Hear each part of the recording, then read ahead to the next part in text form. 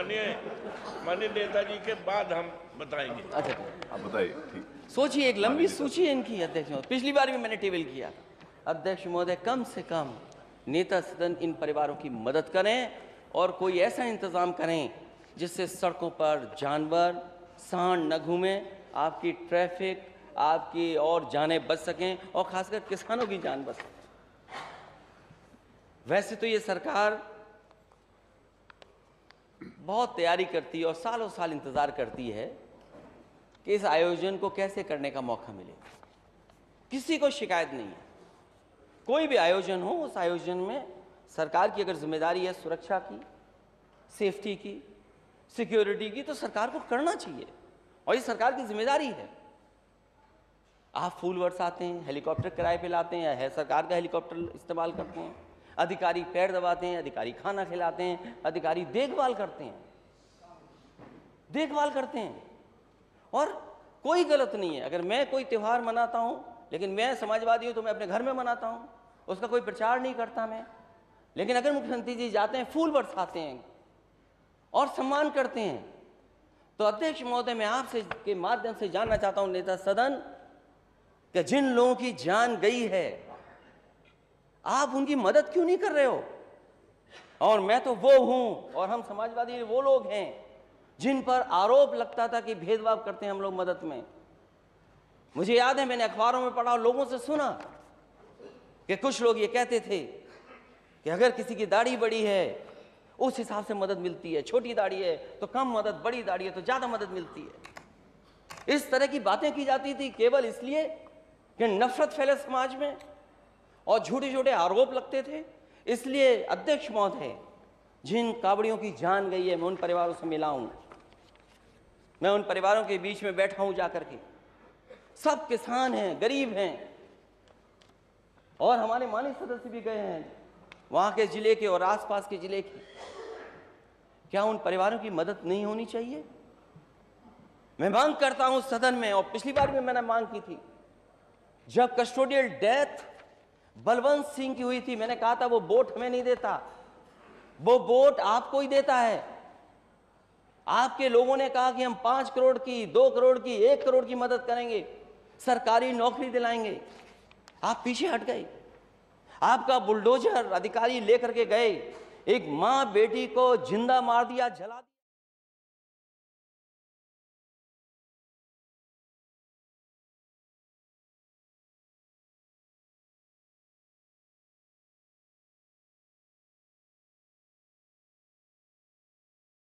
ताजिया लेकर के जो निकले थे, उन लोगों की जान गई है।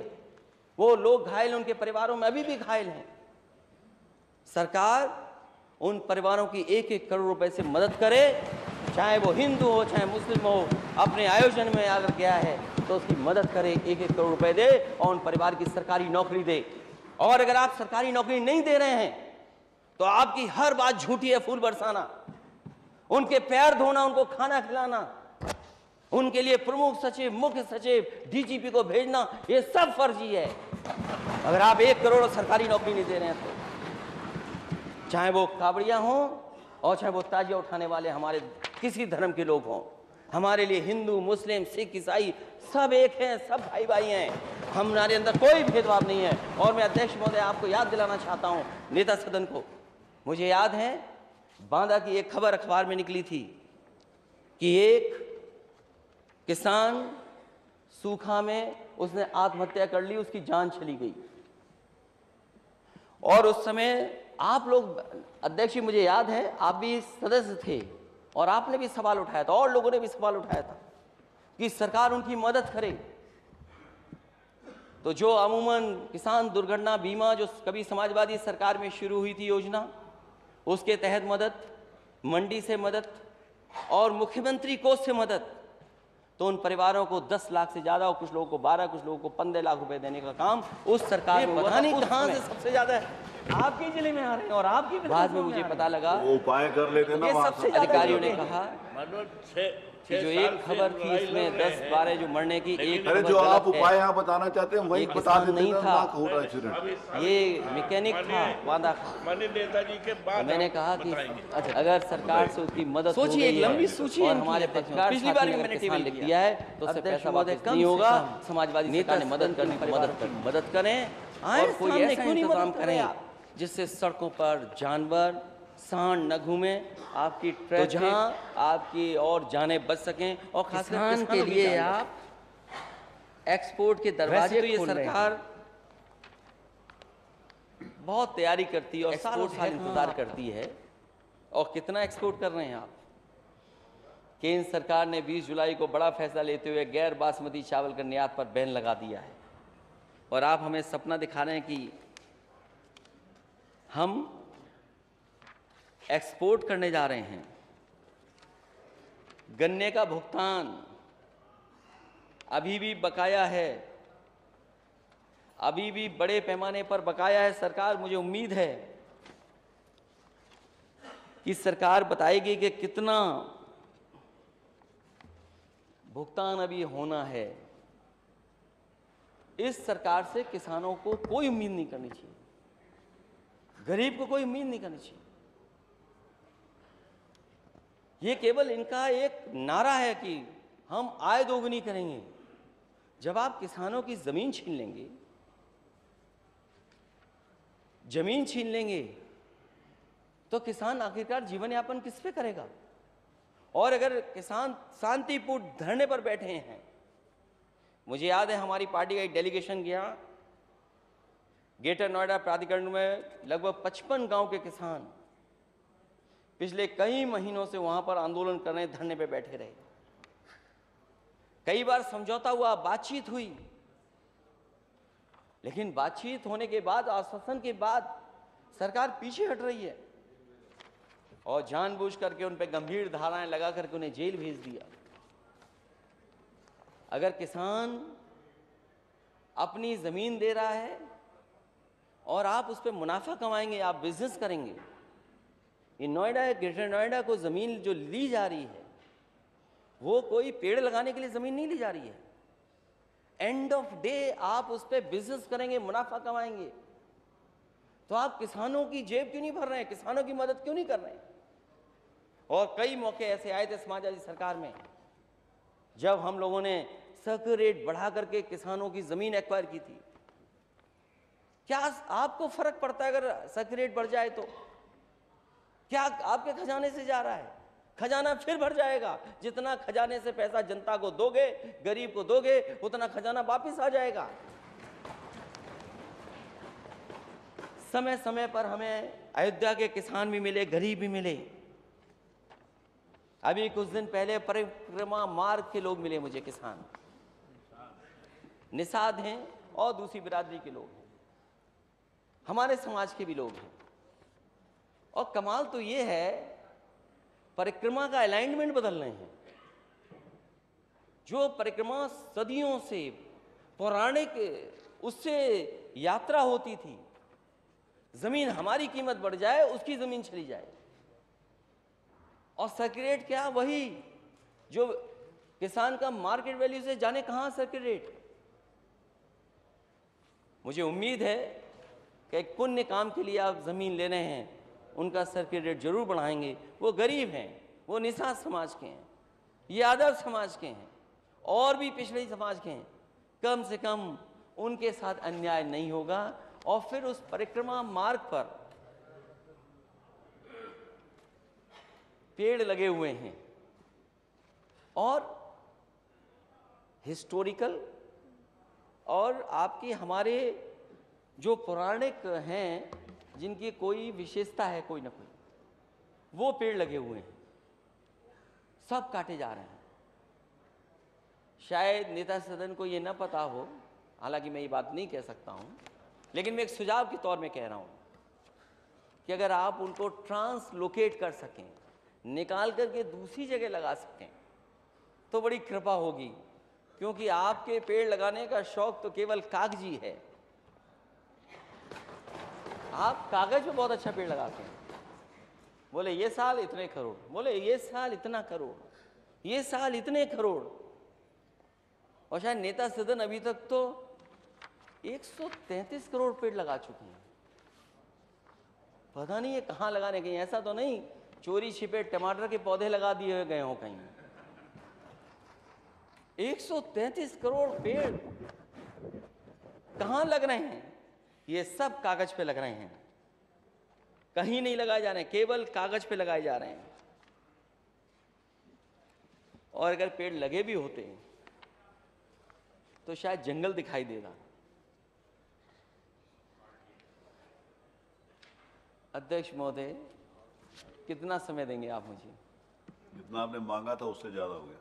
अब मांगने को तो हमने कम मांगा था, लेकिन जितना मैं आपने रैप अप कहा कर देता था। हूँ, बहुत जल्दी रैप अप कर दूंगा। लेकिन अध्यक्ष महोदय, आपसे भी मेरा निवेदन है। नहीं, मैंने ये नहीं कहा, मैंने कहा जितना आपने कहा था। अच्छा, रैप अप कर देता हूँ मैं।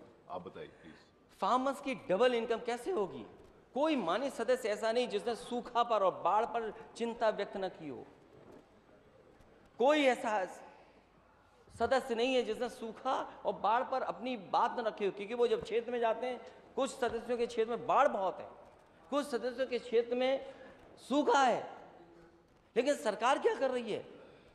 ये अगर आप सूखा और बाढ़ का नियंत्रण नहीं रखेंगे और लॉन्ग टर्म कोई प्रोग्राम सरकार के पास नहीं होगा, जो क्लाइमेट चेंज हो रहा है, जिस तरीके से पैटर्न क्लाइमेट का बदल रहा है और जिस तरीके से बरसात हो रही है, हमने आपने देखा हिमाचल की बरसात को, ये पहले नहीं होता था, क्लाउड बस्ट हो जाए, अब तो नई चीज हो गई, क्लाउड बस्ट हो रहा है, एकदम पानी गिरता है। और हमारी नदियों की कैपेसिटी नहीं है कि हम उतना पानी ड्रेन कर सकें, हमारे नालों की कैपेसिटी उतनी नहीं कि हम पानी को ड्रेन कर सकें। और उसका परिणाम क्या है? वहाँ के आसपास का नुकसान बड़े पैमाने पर। हिमाचल की जो तस्वीर देखी, हिमाचल से जो शुरुआत हुई बाढ़ की, वो हमारे दिल्ली और नोएडा गाजियाबाद के इलाके में चली गई, और वेस्टर्न उत्तर प्रदेश की तमाम नदियों में बाढ़ आ गई, तमाम बाढ़ आ गई, वहाँ पर नदियों में नुकसान हुआ। ये जो सरकार कहती है हमारी क्रॉप इंश्योरेंस, अरे ये तो वैसे अध्यक्ष महोदय, हमारे ये जो हैं पर्सनालिटी में बहुत अच्छे हैं, इनसे अच्छी पर्सनालिटी किसी की नहीं है। और अब तो उन्होंने स्टाफ की बात कह दी है। वैसे ये समाजवादी हैं, रंग से ही स्टाफ हैं, वैसे समाजवादी हैं, तो हमें उम्मीद है कि अपना इन्होंने सीक्रेट उधर दे दिया है तो शायद बंदा नहीं बनेगा। अब क्रॉप इंश्योरेंस स्कीम, उसका क्या हुआ? क्रॉप इंश्योरेंस स्कीम आप कहते थे, और कब प्रधानमंत्री जी ने कहा कि क्रॉप इंश्योरेंस स्कीम से हम किसान की मदद करेंगे? छोड़िए हमारे साथ के सदस्यों का, यहां जो 70 वर्ष के माननीय सदस्य हैं, बताओ क्रॉप इंश्योरेंस में कितने किसानों की आप मदद करा पाए हैं? छोड़िए हमारे लोगों को। कह रहे थे ई प्लेटफॉर्म बनाएंगे, मार्केट देंगे हम फार्मर्स को, और आपने तो सस्टेनेबल गोल्स पर एक बहस की थी पूरी रात भर जग करके,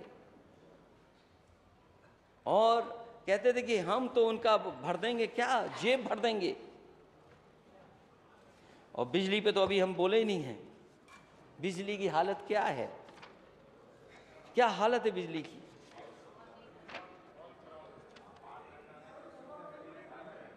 क्या बिजली की हालत है अध्यक्ष महोदय? इसमें मंत्री जी दोषी नहीं है अध्यक्ष महोदय, मंत्री जी दोषी नहीं है, वो तो अभी बने मंत्री जी। नेता सदन कितने दिन से आप मुख्यमंत्री हैं? 6.5 साल से ज्यादा हो गए। आपने बिजली विभाग का क्या सत्यानाश किया है? इतनी ट्रिपिंग, ट्रांसफार्मर बर्बाद, रखो फूक गया, ये कहां से ट्रांसफार्मर बनवा रहे हैं आप? और गोरखपुर की खबर तो मैंने पढ़ी, सबसे ज्यादा गोरखपुर में फूक गए ट्रांसफार्मर। क्या हो रहा है गोरखपुर में? आप तो दावा कर रहे थे कि कुछ जिले वीआईपी थे। अगर कुछ जिले वीआईपी थे नेता सदन, आज सदन में बताओ आप, आज आपको बताना चाहिए कि पिछले 6.5 साल में आपने अपनी तरफ से कौन सा पावर प्लांट बनवाया है जिसका बिजली उत्पादन हो रहा है और उत्तर प्रदेश को बिजली मिल रही है। बताइए आप। अब तो नाम लेना मैं भी बंद कर दिया हूं। नेता सदन नाम नहीं लेते तो हमने भी कहा क्यों नेता सदन को तकलीफ देनी, हम भी नाम नहीं लेते प्लांटों का। वही तो प्लांट बन रहे हैं, कोई नया प्लांट तो नहीं बन रहा। और मुझे याद है वो धरना जिसमें स्वर्गीय लालजी टंडन जी और बनारस के वो श्याम देव चौधरी जी बहुत सीनियर वो धरने पे बैठे थे। मैंने उनसे यही कहा था कि उत्तर प्रदेश का बिजली का कोटा बढ़वा देना। कैसा डबल इंजन की सरकार है, कैसे ट्रिपल इंजन लिए घूम रहे हैं आप? क्या उत्तर प्रदेश का बिजली का कोटा बढ़ा पाए आप? और नेता सदन जब आप अपनी मर्जी का डीजीपी नहीं बना पा रहे हैं तो क्या बिजली का कोटा बढ़ाएंगे आप? ये लगा ना कि ट्रांसफार्मर फूक गया। क्या है ये झगड़ा? हमें नहीं पता, हम तो विपक्ष में लोग हैं। इसलिए मैं कह रहा हूं मंत्री जी का दोष नहीं है, नेता सदन आप जिम्मेदार हैं क्योंकि आप मुख्यमंत्री हैं और आपके बगल में वित्त मंत्री बैठते हैं। अगर पैसा नहीं होगा तो कैसे ट्रांसफार्मर ठीक होंगे, कैसे बिजली की व्यवस्था ठीक होगी, कैसे ट्रांसमिशन ठीक होंगे?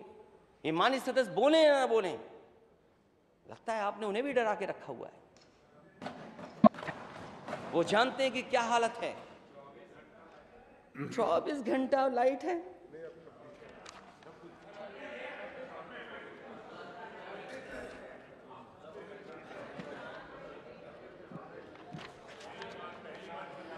और चैरिटी बिगिंस एट होम।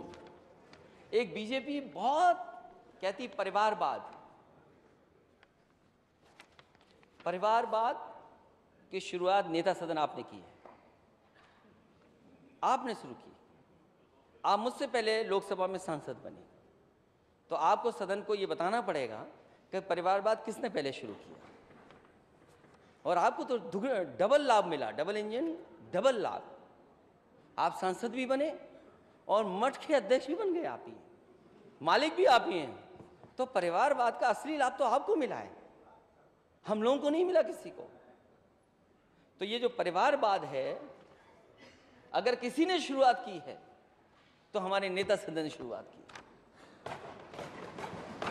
हम तो आपकी बात बने हैं।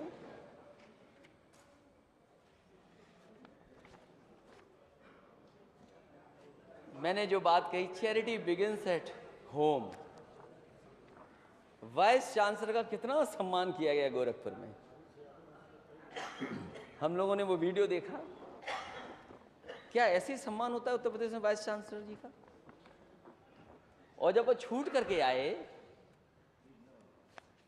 तो जो जेल गए थे उनका सम्मान हुआ। सोचिए आप वाइस चांसलर का ऐसे सम्मान कराएंगे। और फिर शिक्षकों की नियुक्ति, यूनिवर्सिटी की नियुक्ति, आप 56 बता गए, 46 में 56। आज भी हम गिनती गिनते हैं, 46 में 56। तो कम से कम आपके जो हुआ है इसमें पीडीए कहां है? कहां है पीडीए? और फिर हमारे एक साथी थे, अब उन्होंने ऑर्बिट बदल ली है।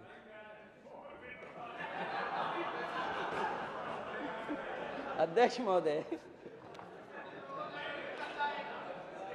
एक हमारे साथ थे, अब ऑर्बिट बदल गई आपकी। आप यही तो बताते थे मुझे कि गोरखपुर की भर्ती, बांदा यूनिवर्सिटी की भर्ती सब भूल गए आप।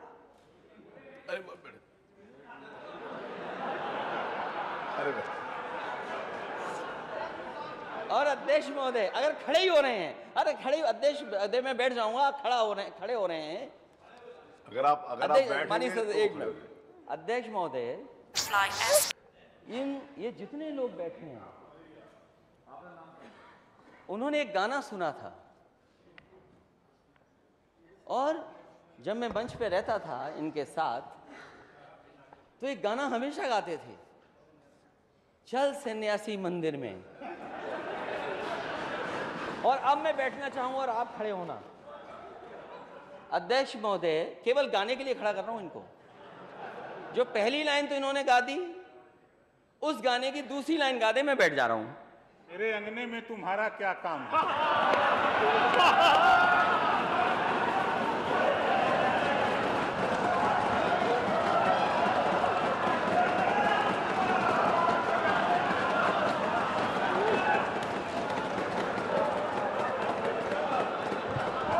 ये अध्यक्ष गया। महोदय, अध्यक्ष महोदय, जी अध्यक्ष महोदय, अध्यक्ष महोदय, क्योंकि ये शपथ लेने गए थे, शपथ लेने गए थे, तो नेता सदन ने ये गा करके सुनाया, मेरे अंगने में तुम्हारा क्या काम है।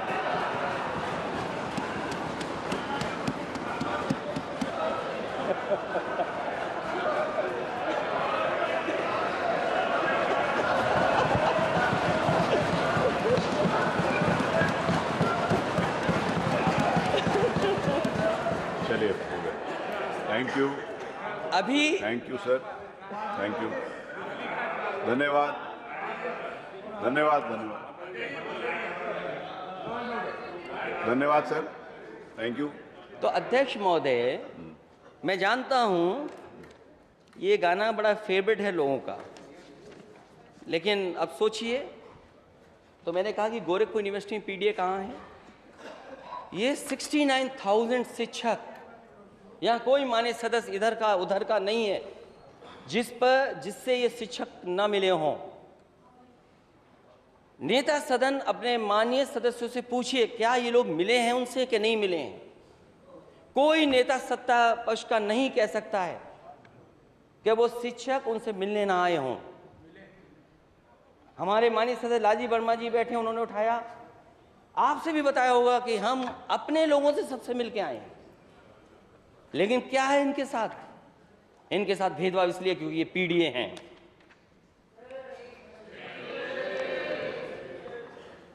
ऐसे कितने मैं बताऊं आपको, बहुत सारी ऐसी बातें हैं जो मैं कह सकता हूं। बिजली विभाग के बारे में जो बात रखी गई, और माननीय सदस्य सभी चिंतित हैं, बोलें या ना बोलें, लेकिन बहुत चिंतित हैं, क्योंकि आए दिन जब ट्रांसफार्मर रखा जाता है, जैसे ही बिजली आती है वो ट्रांसफार्मर फूक जाता है। क्या नेता सदन ये बताएंगे कि ट्रांसमिशन लाइंस और ट्रांसफार्मर के लिए आप बजट देंगे? आप हमारी निधि से उम्मीद करते हैं कि हम अपनी निधि लगा दें उसमें, तो फिर सरकार क्या कर रही है? वित्त विभाग क्या कर रहा है? और इतने सालों से आप संभाल रहे हैं बिजली, आप क्या कर रहे हैं? अगर कोई जिम्मेदार है ट्रांसफार्मर फूकने का, ट्रांसमिशन लाइन का, तो नेता सदन है। इनको जिम्मेदारी लेनी चाहिए उसकी। Thank you.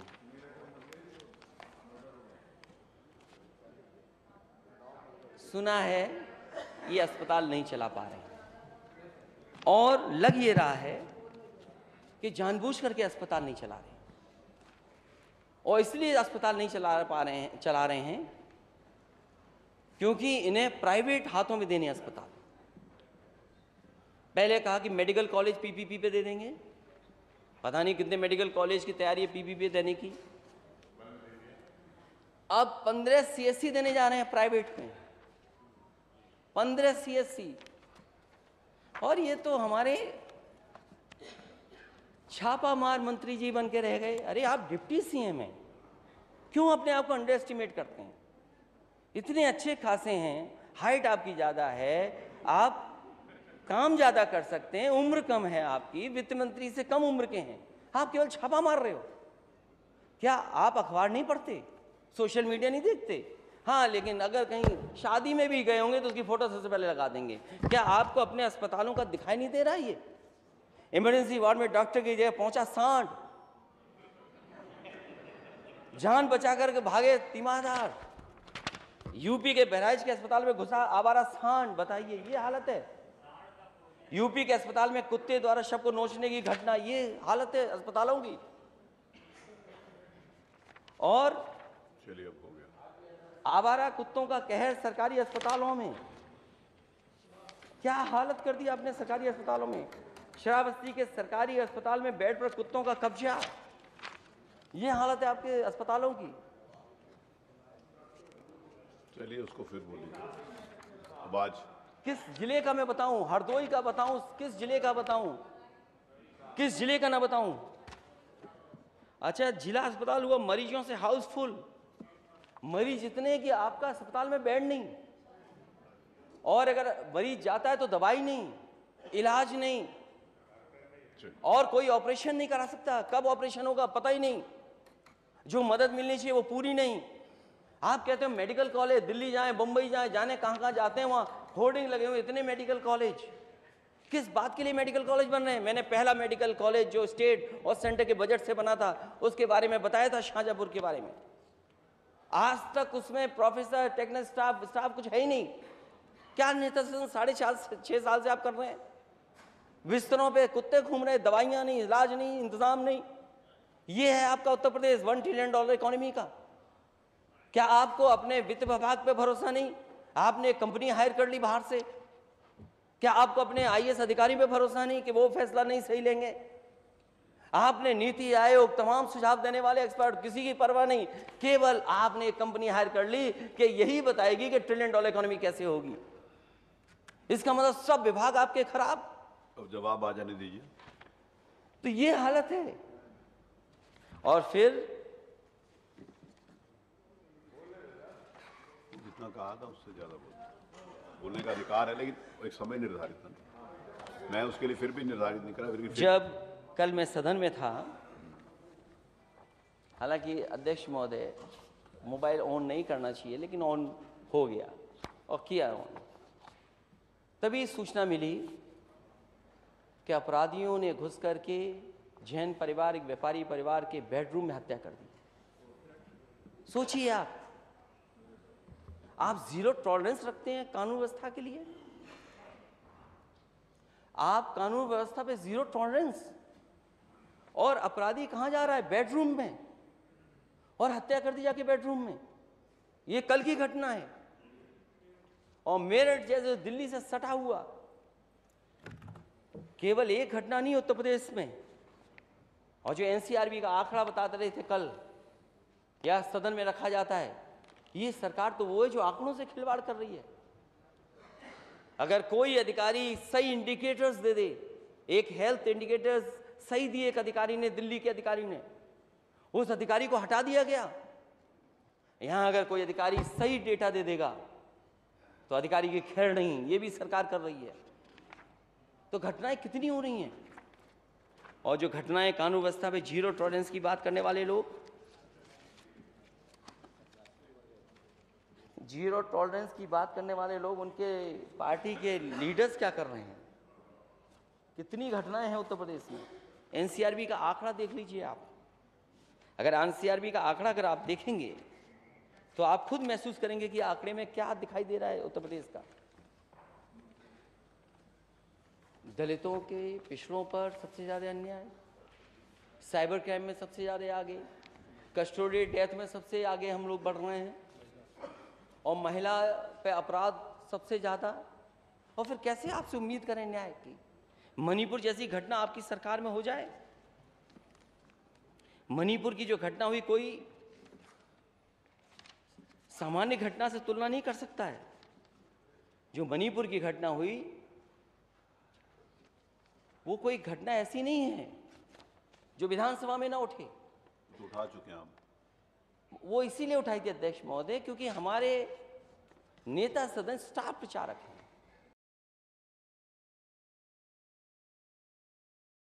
जो लॉ एंड ऑर्डर पे जीरो टॉलरेंस की बात कर रहे हो, उन पे DGP परमानेंट ना हो, जो डायल 100 थी रिस्पांस सिस्टम वो बर्बाद कर दिया हो,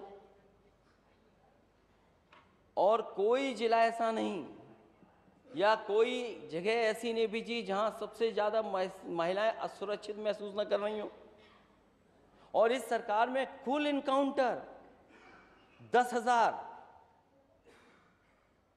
घायल 5,000, और जब रिपोर्ट आती है सबसे ज्यादा नेशनल ह्यूमन राइट कमीशन ने नोटिस दिए, और नोटिस में क्या निकल करके आता है कि इनकाउंटर में घायलों में से ज्यादातर की टांग में गोली मारी गई है।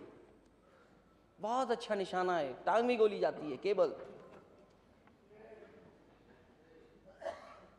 और पुलिस इनकाउंटर में अभी तक 13 पुलिसकर्मी शहीद हुए, जिनमें अकेले विकास दुबे मामले में 8 पुलिसकर्मी शहीद हो गए।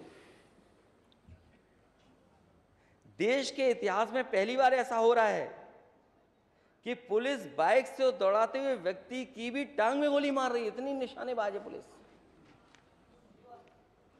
और घटनाओं का मैं जिक्र नहीं करना चाहूंगा, एक लंबी सूची है घटनाओं की।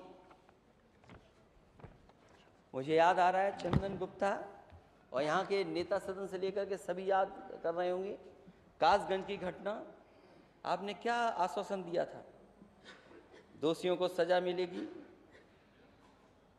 परिवार के एक सदस्य को सरकारी नौकरी मिलेगी। आप ही के लोग आश्वासन देकर के आए थे। वो कहाँ है सरकारी नौकरी?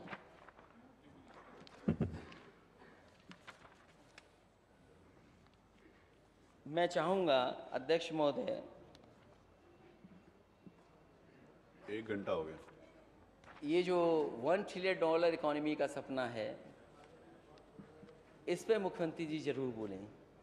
वो ये कहते हैं कि 96 लाख MSME हैं, यूनिट्स हैं हमारे यहाँ, लेकिन केवल 14,000 रजिस्टर्ड हैं।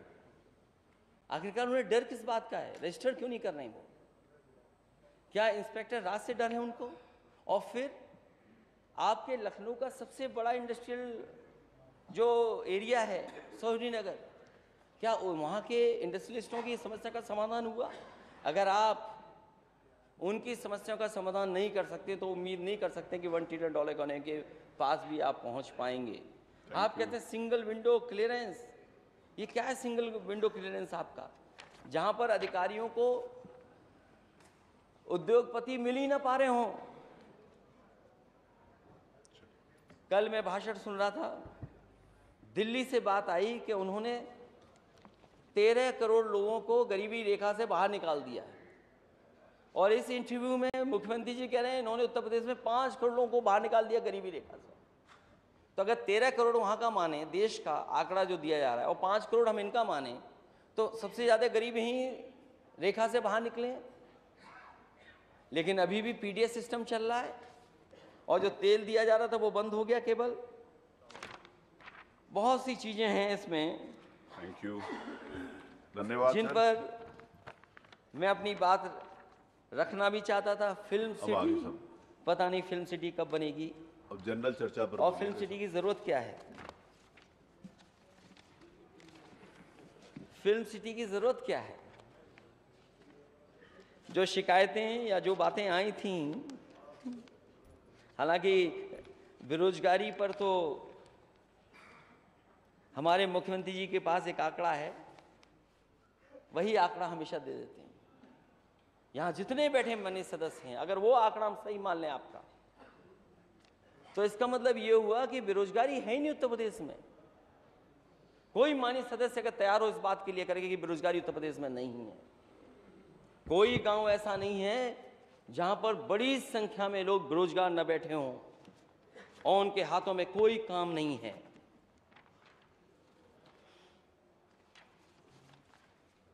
Thank you. हालांकि ये सरकार में जो लोग हैं वो समाज बांट के ही काम करते हैं। जब तक दरार नहीं पैदा करेंगे तब तक आगे नहीं बढ़ सकते। और केवल समाज में दरार जीवी लोग दरार डाल करके अपना उल्लू सीधा करते हैं राजनीति का। जो घटनाएं हुई हैं मणिपुर में, हरियाणा में, जो नकार दी गई हैं जनता ने, कोई घटना कहीं हो उसकी निंदा होनी चाहिए, और खासकर अगर बेटी महिलाओं के साथ हो, कहीं भी हो, उसकी हम निंदा करते हैं, और जो इस तरह की घटना में शामिल उनके खिलाफ कार्रवाई हो। अध्यक्ष महोदय, मैं आपका धन्यवाद देना चाहता हूं, और साथ ही साथ अरे पीछे से फिर मैं बोल रहे उम्मीद थे। करता हूं मैं जाति जनगणना की बात इसलिए भी कहना चाहता हूँ, फिर पीछे से कुछ बोल देंगे, आप कब तक बोलते रहो? मैं इसलिए भी कहना चाहता हूँ कि सबका साथ सबका विकास, वो हो गया। सबका साथ तभी आएगा जब गैर बराबरी खत्म हो जाएगी, और गैर बराबरी खत्म करने के लिए सबसे पहला कदम है जाति जनगणना, और जाति जनगणना के साथ साथ सामाजिक न्याय। और जैसा मैंने कहा कि charity begins at home, Gorakhpur university में जो भर्तियां हुई हैं, या जो आपने 56 में 46 बोला, 56 बोला, कम से कम आज तो सूची लेकर के आए। चलिए अब सुन लीजिए। इसे नेता सदन वो सूची जरूर। मैं बात खत्म कर रहा था, लेकिन अभी फिर राइट हो गए आप। नहीं, इधर ही हूँ सर, आपकी तरफ। इसलिए मैं आपसे उम्मीद करता हूं कि जो माननीय सदस्यों ने अपनी बात रखी है यहाँ पर, चाहे वो बिजली विभाग को लेकर के, सूखा को लेकर के, किसान को लेकर के, गरीब को लेकर के, माताएं बहनों को लेकर के, या उत्तर प्रदेश में जो जीरो टॉलरेंस, चाहे वो करप्शन हो, चाहे वो लॉ एंड ऑर्डर हो, उन बातों को रखा है। मुझे उम्मीद है कि नेता सदन उन पर कुछ विचार करेंगे, और जो हम लोगों ने मांग की है कि कहीं भी मदद में भेदभाव ना हो, उस भेदभाव से ऊपर उठ करके नेता सदन मदद करें। और हमें उम्मीद है अध्यक्ष महोदय, कम से कम नेता सदन इस बार सत्य बोलें। बहुत बहुत धन्यवाद। लेफ्ट से राइट, माननीय मुख्यमंत्री जी, माननीय मुख्यमंत्री जी।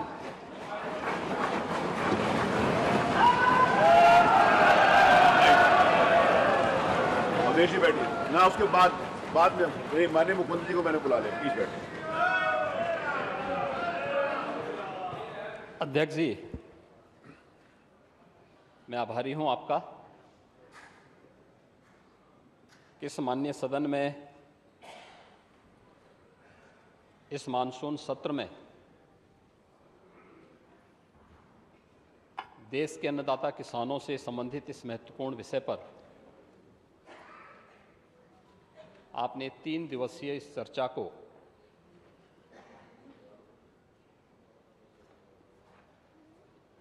इस सदन में करवाया है, और माननीय नेता प्रतिपक्ष को लेकर के कुल 33 सदस्यों ने अब तक इसमें चर्चा में भाग लिया। मैं उन सभी माननीय सदस्यों और दलीय नेताओं का भी हृदय से धन्यवाद देता हूं, जिन्होंने बाढ़ और सूखा जैसे इन महत्वपूर्ण विषयों को लेकर के अपने अमूल्य विचार यहाँ पर रखे और सुझाव भी दिए। पिछले 1 घंटे से नेता विरोधी दल के विचारों को मैं सुन रहा था, पूरा सदन भी सुन रहा था,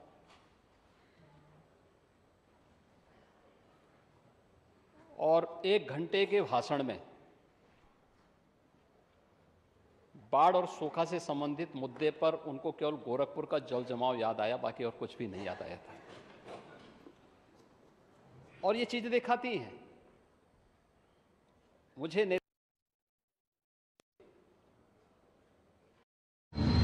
आसमान ही नहीं, मैं अंतरिक्ष भी छू सकती हूँ। सरकार हो या कारोबार, हर बागडोर संभाल सकती हूँ। उठाए अगर कोई दुश्मन आंख, तो करारा जवाब दे सकती हूँ। कंधे से कंधा मिलाकर सबके साथ बढ़ सकती हूँ। मैं कर सकती हूँ।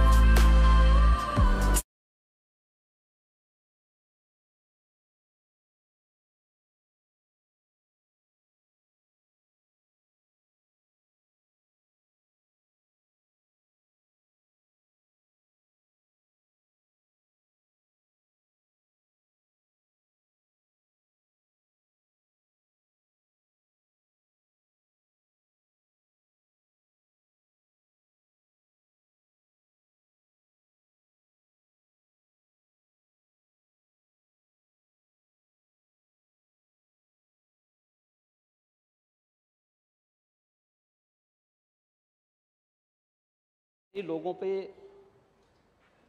बातें अक्सर सा सही बैठती हैं,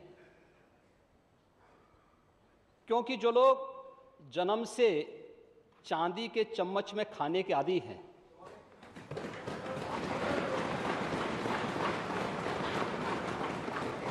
वे गरीब की समस्या को क्या समझेंगे? ओह, मैं आ रहा हूं, वहां भी आ रहा हूं मैं भी। क्या मुख्यमंत्री जी वे एक गरीब की पीड़ा को क्या समझेंगे? एक किसान की पीड़ा को क्या समझेंगे? एक दलित की पीड़ा को भी क्या समझेंगे? और अति पिछड़ों और पिछड़ों के साथ क्या इन्होंने व्यवहार किया था, ये किसी से छुपा हुआ नहीं है।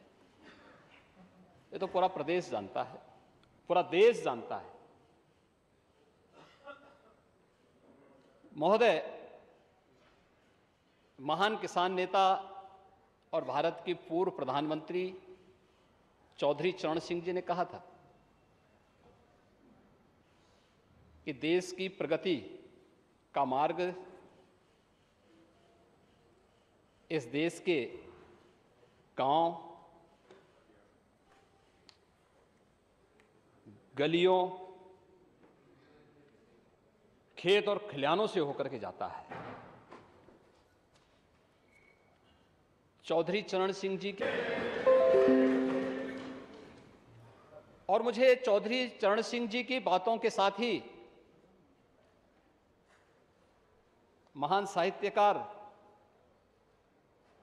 राम कुमार वर्मा जी की कुछ पंक्तियां याद आती हैं, जिन्हें ध्यान में रख करके डबल इंजन की सरकार कार्य कर रही है।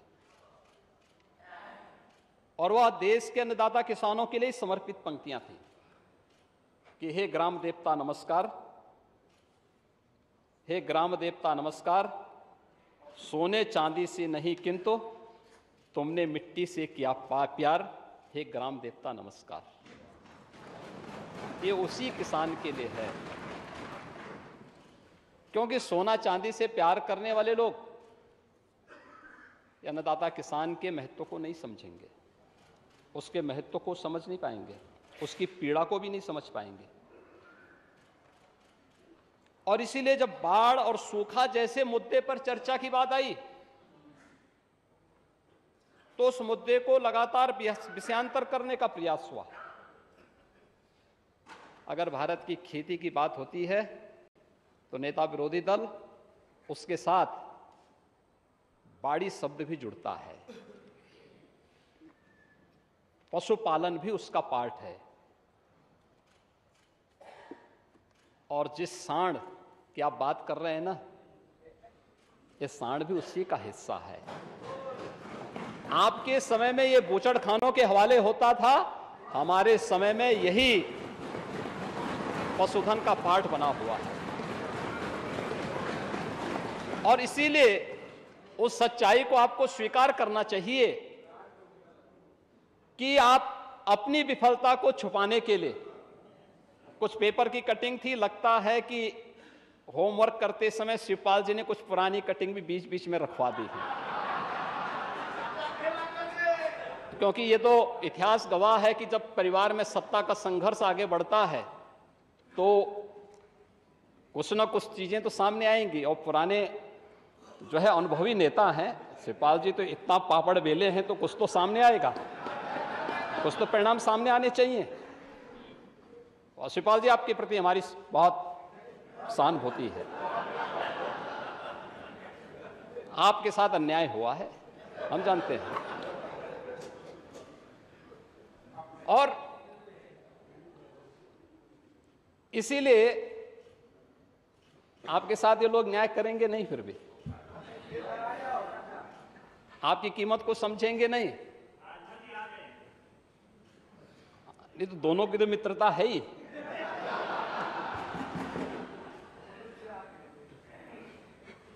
और महोदय, मैं यहीं से प्रदेश के अन्नदाता किसानों के बारे में मैं आऊंगा। जो नेता विरोधी दल ने जो बातें रखी उन सब पे चर्चा करूंगा। उत्तर प्रदेश के अंदर अगर हम लोग बाढ़ और सूखा की स्थिति, जो माननीय सदस्यों ने यहां पर अपनी चिंता व्यक्त की थी, और अपने बहुमूल्य सुझाव भी दिए, उन सब पर एक एक करके अगर हम चर्चा करें, और बाद में मैं इन सभी मुद्दों पर भी जवाब दूंगा जो नेता विरोधी दल ने यहाँ पर रखे थे। खासतौर पर उत्तर प्रदेश के अंदर आज के दिन अगर हम देखेंगे तो अमूमन 15 जून से लेकर के 20 जून के बीच में मानसून उत्तर प्रदेश राज्य में प्रवेश कर जाता था और हमारे अन्नदाता किसान उसी के अनुरूप अपनी तैयारी भी करते रहे हैं। लेकिन इस वर्ष प्रारंभिक मानसून की बारिश को अगर हम छोड़ दें तो शेष मानसून की जो स्थिति है वह प्रदेश के अंदर बहुत अनुकूल और बहुत अच्छी नहीं कही जा सकती है। महोदय, खास तौर पर अगर आज के दिन पर भी हम देखेंगे तो आधा उत्तर प्रदेश ऐसा है जहां पे काफी कम बारिश हुई है और सामान्य से भी इसकी स्थिति काफी कम है, कमजोर है। ये स्थिति उत्तर प्रदेश के लिए अगर हम देखेंगे पश्चिम के कुछ जनपदों में एक्सेस वाटर की बात सामने आई है, लेकिन उसकी स्थिति भी बहुत अच्छी नहीं कही जा सकती है, क्योंकि उत्तर प्रदेश जैसे राज्य में ये जो स्थितियां हैं यह हम लोग किसी भी स्थिति में इसे नजरअंदाज नहीं कर सकते और इसीलिए हम लोगों ने पहले ही शासन स्तर पर इस पर बैठक की, अपनी एक रणनीति बनाई। प्रारंभिक समय में जो मानसून उत्तराखंड, हिमाचल और हरियाणा के अंदर एक साइक्लोन के कारण उस क्षेत्र में देखने को मिला था, हिमालयन नदियों में उस क्षेत्र में बाढ़ की स्थिति पैदा हुई थी। बाढ़ के कारण वहां पे काफी फसलों को नुकसान पहुंचा था। उसके आकलन के आदेश भी दिए गए हैं और उस पर आगे की कार्रवाई शासन स्तर पर आगे बढ़ रही है। इस सब के बावजूद उत्तर प्रदेश जैसे राज्य की स्थिति जो है वह देश के अंदर अन्य राज्यों की तुलना में बहुत बेहतर स्थिति में है। महोदय, जब हम उत्तर प्रदेश की बात करते हैं, उत्तर प्रदेश देश का और संभवतः दुनिया का पहला ऐसा भूभाग है जहां पर 86 से 90% भूभाग कृषि योग्य भूमि वह सिंचित है। नहरों से, सरकारी नलकूपों से और निजी नलकूपों से भी उन्हें आच्छादित करने का प्रयास वहां आच्छादित किया गया है और उसी का परिणाम है कि अगर हम देखेंगे तो अब तक कृषि जो हमारे पास जो डाटा है उसके अनुसार अगर हम देखेंगे तो कृषि बुवाई का जो सामान्य प्रतिशत है वह लगभग 88% फसलों को किसानों ने उसकी बुवाई हुई है और धान की नर्सरी भी लगभग 100% नर्सरी अब तक लग चुकी है। हाँ, उस पर कम बारिश के कारण या अन्य कारणों से थोड़ा नुकसान जरूर हुआ होगा। उस पर सरकार अपने स्तर पर सरकार की कार्रवाई आगे बढ़ रही है। महोदय, उत्तर प्रदेश की जो एक विशिष्टता है इसी का परिणाम है। सिंचाई की अतिरिक्त सुविधा होने, अतिरिक्त विकल्प होने का परिणाम क्या है? देश के कुल कृषि योग्य जो भूमि है वो 11% भूमि उत्तर प्रदेश के अंदर है। देश की आबादी का 16% आबादी उत्तर प्रदेश में निवास करती है।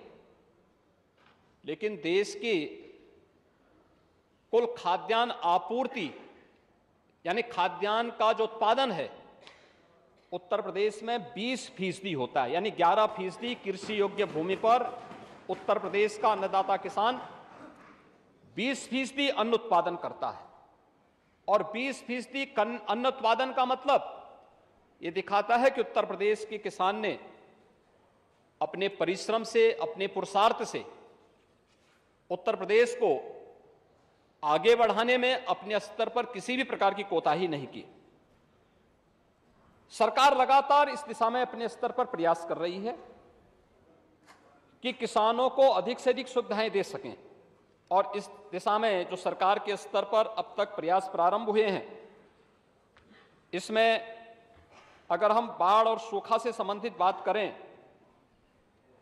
प्रदेश ने गत वर्ष की तुलना में अगर आप देखेंगे, इस वर्ष ही अब तक प्रदेश ने उन किसानों को मुआवजा देने का कार्य प्रारंभ किया है जो पहले चरण में आपदा की चपेट में आए हैं, और उन्हें अभी तक किसान ने मुआवजा देने की कार्रवाई प्रारंभ कर दी है। और इस सरकार लगातार इस दिशा में 2017 से ही कार्य कर रही है। अगर हम देखेंगे 2017 में 61,320 किसानों को लगभग 60 करोड़ रुपए का मुआवजा, यानी सूखा या बाढ़ के कारण जिन किसानों को नुकसान हुआ था वो मुआवजा सरकार ने उपलब्ध करवाया था। इसी प्रकार से 2018-19 में भी प्रदेश के 3,84,113 किसानों को 212 करोड़ रुपए से अधिक का मुआवजा उपलब्ध कराया गया। इसमें ज़्यादातर जो मुआवजा था वह सूखा से संबंधित था। सूखे से पीड़ित जो किसान थे उन लोगों को ये मुआवजा उपलब्ध करवाया गया। प्रदेश सरकार ने 19-20 में भी 64 करोड़ 32 लाख का मुआवजा अन्नदाता किसानों को उपलब्ध करवाया गया। ये बाढ़ के कारण जो पीड़ित किसान थे उन लोगों को। 20-21 में भी प्रदेश सरकार ने 120 करोड़ का मुआवजा किसानों को उपलब्ध करवाया था। यह 3,62,600 से अधिक किसानों को बाढ़ से जिनकी फसलों को नुकसान हुआ था उन किसानों को उपलब्ध कराया। और 21-22 में भी प्रदेश सरकार ने 475 करोड़ रुपए 13,94,900 से अधिक किसानों को बाढ़ के कारण और ओलावृष्टि के कारण जो उन्हें फसल को नुकसान हुआ था उसके लिए उन्हें कंपनसेशन दिया। 22-23 में भी प्रदेश सरकार ने 427 करोड़ रुपए प्रदेश के 12,14,000 से अधिक किसानों को मुआवजे के रूप में वितरित किए, जिनमें बाढ़ और ओलावृष्टि के कारण, अतिवृष्टि के कारण जिन किसानों को नुकसान हुआ था उसके लिए कंपनसेशन दिया है। और अब तक 8,400 से अधिक किसानों को प्रदेश सरकार बाढ़ के कारण जो क्षति हुई है उसका कंपनसेशन उपलब्ध करवा चुकी है। महोदय, अगर हम देखेंगे तो प्रदेश सरकार ने बाढ़ और सूखा के साथ साथ अन्य इस दिशा में अनेक कदम उठाए हैं, और कैसे इनसे बचाव के उपाय किए जा सकते हैं। क्योंकि एक ही समय में इस बार हमने देखा होगा पश्चिमी उत्तर प्रदेश में बाढ़ आई, लेकिन 40 से अधिक जनपद ऐसे थे जहां पे सूखे की चपेट में प्रदेश था। काफी बड़े भूभाग में किसान बारिश के लिए इंतजार करता रहा, लेकिन बाद में बहुत सारी जगह सिंचाई विभाग ने अपने स्तर पर प्रयास किए, पावर कॉरपोरेशन ने अतिरिक्त बिजली सप्लाई करने की कार्रवाई प्रारंभ की। इस संबंध में शासन स्तर पर बैठकों का दौर प्रारंभ हुआ। नोडल अधिकारी और प्रभारी मंत्रियों ने जनपदों के दौरे प्रारंभ किए, और परिणाम धीरे धीरे ये प्रक्रिया आगे बढ़ती गई। और आज प्रदेश सरकार ने इस दिशा में जो प्रयास प्रारंभ किए, उस दिशा में जो कार्य प्रदेश सरकार ने किए, बाढ़ पीड़ितों की राहत के भी जो कार्य किए गए, जिन क्षेत्रों में बाढ़ आई, पहली बार हुआ है 2017 से। मुझे याद है 2017 में जब मैं लखीमपुर खीरी के गांव में और सीतापुर में भी एक गांव में बाढ़ पीड़ितों से मिलने के लिए गया था, तो बाढ़ पीड़ितों को राहत के लिए उस समय तक सूखे ब्रेड उपलब्ध कराए जाते थे। कोई मुआवजा नहीं दिया जाता था। आपदा राहत कोष के पैसे का बंदरबांट ज्यादा हो जाता था। मैंने उसी दिन पूछा, मैंने कहा भी ये क्या राहत में केवल ब्रेड उपलब्ध कराया जा रहा, सूखा ब्रेड? तो लोगों ने कहा, तो मैं स्वयं उस दिन सायकाल 2017 में ही वापस आया, आकर के मैंने स्वयं बैठक ली और हम लोगों ने उस समय तय की एक राहत किट तैयार करने के लिए, जिसमें हर बाढ़ पीड़ित को 10 किलो चावल, 10 किलो आटा, 10 किलो आलू, दाल, तेल, नमक, मिर्च मसाले, दियसलाई, बरसाती, मोमबत्ती, ये सभी केरोसिन, ये सभी कुछ उपलब्ध करवाने की व्यवस्था भी की और महिलाओं के लिए डिग्निटी किट की व्यवस्था भी प्रारंभ की। और मुझे बताते हुए प्रसन्नता है कि अभी तक इस वर्ष बाढ़ पीड़ितों में जो पश्चिमी उत्तर प्रदेश में बाढ़ आई थी, वहां पर 26,964 ड्राई राशन किट वहां पर उपलब्ध करवाई गई, उन बाढ़ पीड़ित क्षेत्रों में उपलब्ध करवाई गई। 2,550 डिग्निटी किट उपलब्ध करवाई गई। 909 बाढ़ शरणालय बनाए गए और पशुओं के चारे की व्यवस्था भी उन क्षेत्रों में पीड़ित परिवारों के लिए उपलब्ध करवाई गई। प्रभावित क्षेत्रों में मेडिकल कैंप लगाने के साथ साथ पशुओं के टीकाकरण की व्यवस्था भी की गई। बाढ़ बचाव के लिए अतिरिक्त नौकाओं की व्यवस्था भी वहां पर की गई। उन सभी क्षेत्रों में अगर हम देखेंगे तो जो स्थिति थी वह प्रशासन की कार्रवाई से और जनप्रतिनिधियों की सक्रियता से बहुत जनता में आपदा के बावजूद भी एक संतुष्टि का भाव देखने को मिला था। मैं स्वयं उन क्षेत्रों का दौरा करने के लिए गया था, हमारे मंत्रीगण गए थे, मंत्रियों ने वहां कैंप किया और पब्लिक में एक संतुष्टि का भाव वहां देखने को मिला। सामान्यतः प्रदेश के अंदर जब हम बरसात के एवरेज को देखते हैं, 430 mm का एक माना जाता है कि वर्ष भर में 430 mm बरसात उत्तर प्रदेश के अंदर होनी है। लेकिन महोदय, आपने लगातार पिछले कुछ समय से देखा होगा कि जब मौसम चक्र में किसी प्रकार की कोई विसंगति आती है, चाहे वह ग्लोबल वार्मिंग के कारण आता हो या किसी भी अन्य कारणों से, उसका दुष्प्रभाव सबसे अधिक किसी पे पड़ता है तो अन्नदाता किसान है। और अन्नदाता किसान उससे किस रूप में प्रभावित होता है कि 401 से लेकर 430 mm की जो एवरेज बारिश की वार्षिक जो एवरेज है, उसमें से जून माह से अब तक ही हम लोगों ने देखा कि 353 mm की बारिश तो हुई, लेकिन वह एक साथ एक जगह पे मूसलाधार रात्रि भर, जैसे आप देख रहे होंगे। मैं धन्यवाद दूंगा नेता प्रतिपक्ष विरोधी दल को कि उन्हें गोरखपुर की चिंता हुई।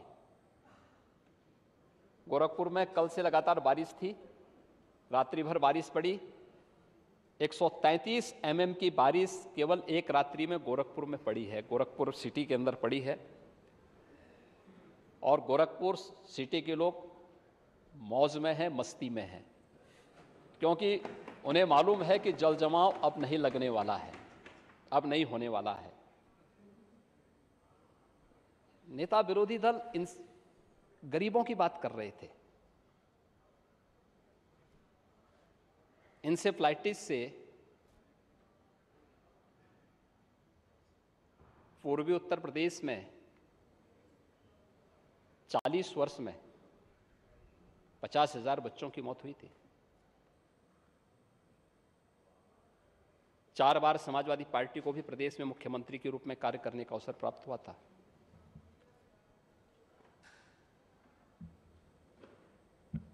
नब्बे फीसदी जो बच्चे थे मरने वाले, जो असमय काल कलवित हुए, वे दलित, अल्पसंख्यक और अति पिछड़ी जाति के थे। क्या यहां पीडीए नहीं था क्या?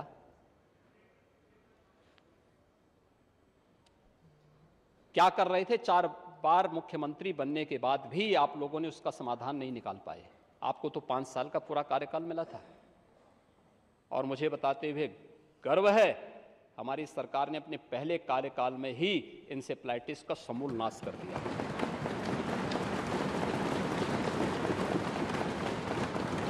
आज आप जाइए कुशीनगर में, महाराजगंज में, देवरिया में, गोरखपुर में, सिद्धार्थनगर में, संत कबीर नगर में, बस्ती, बहराइच, बलरामपुर, श्रावस्ती, गोंडा, लखीमपुर खीरी, पीलीभीत या फिर सहारनपुर तक आप चले जाइए, इंसेफ्लाइटिस समाप्त, घोषणा होनी बाकी है। क्या कर रहे थे लोग? यानी इन्हें स्वास्थ्य सुविधाएं, आज नेता विरोधी दल आज सरकारी हॉस्पिटल में मरीज इसलिए आ रहा है क्योंकि उसको दवा मिल रही है, उसे डॉक्टर मिल रहे हैं। आपके समय में ना डॉक्टर थे और न ही दवा थी। अपनी विफलता को छुपाने के लिए आपको वहां पर किसी गरीब का आना और गरीब को आयुष्मान सुविधा में 5 लाख रुपए की स्वास्थ्य बीमा का कवर मिलना, यह भी इनको बुरा लगता है।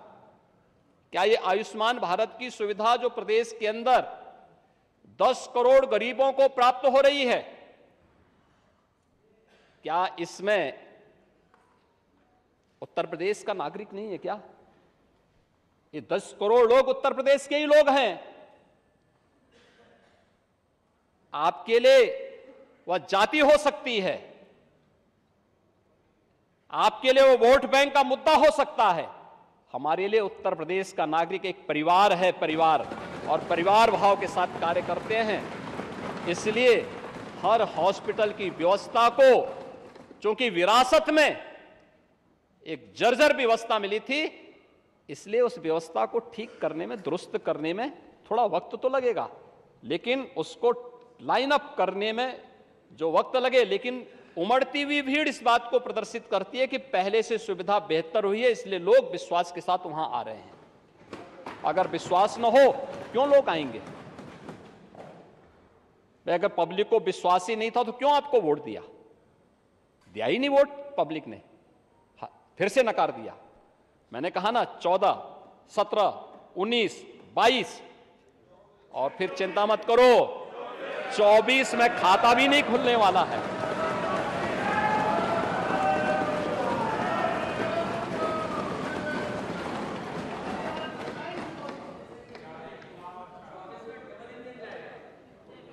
चौबीस में डबल इंजन की सरकार फिर से रिपीट करेगी, फिर से रिपीट करेगी। और मैं फिर इस बात को कहता हूं, मैं तो फिर से कह सकता हूं कि चच्चो अभी से रास्ता तय कर लो अपना।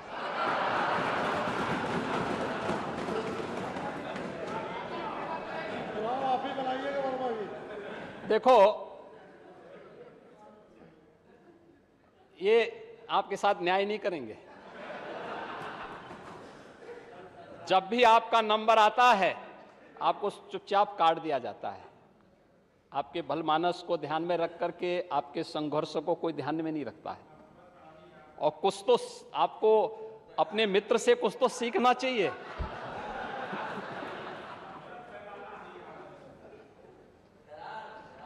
नहीं नहीं, ये दरार नहीं है।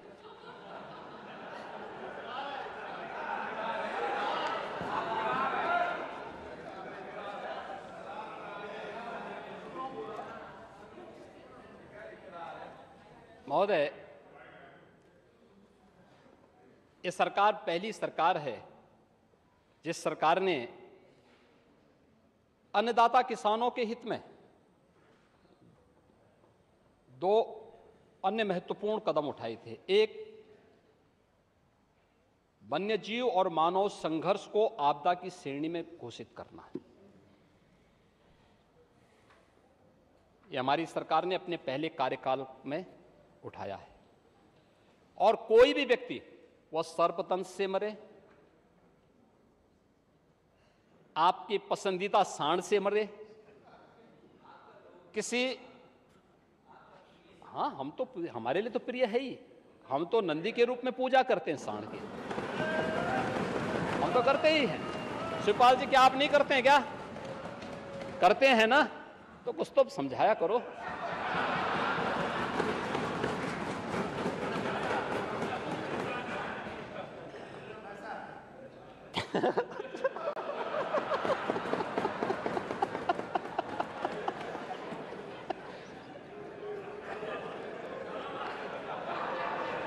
देखो,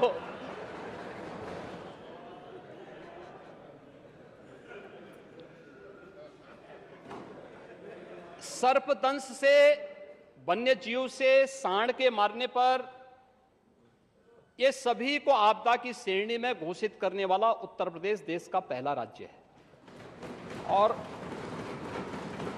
पहली बार आपने देखा होगा, ठीक है, आपको अवसर नहीं मिल पाया, जनता ने इस लायक नहीं समझा कि आप कर नहीं सकते, इसलिए कहा कि भाई आप बाहर जाइए। और इसलिए डबल इंजन की सरकार आई। डबल इंजन की सरकार ने आते ही अन्नदाता किसानों के हित में ये कदम उठाए और आज हर किसान को स्वतःस्फूर्त भाव के साथ मिल रहा है। बिजनौर की जो चर्चा नेता विरोधी दल कर रहे थे, आपको मालूम होगा कि वहां पे